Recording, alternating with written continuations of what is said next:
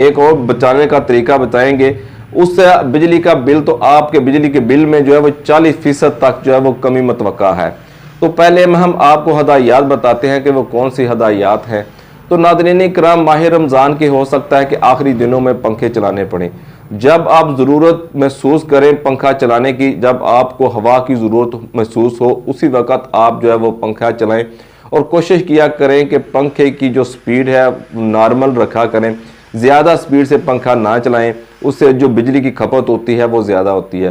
तो दूसरा ये है कि आपने फजूल लाइट्स का इस्तेमाल नहीं करना। नाज़रीन किराम, बिजली की बचत जो है वो आपके अपने हाथ में है। आपने खुद जो है वो अपना बिल जो है वो कंट्रोल करना है। वो कैसे करना है उसका हम आपको तरीकाकार बता रहे हैं, लेकिन जो एक और तरीका है वो इंशाल्लाह हम वीडियो के आखिर में आपको बताएंगे। तो नाज़रीन किराम, आपने फजूल लाइट्स का इस्तेमाल बिल्कुल नहीं करना। बवक्ते ज़रूरत जो है वो आपने लाइट्स इस्तेमाल करनी है। इसी तरह मोबाइल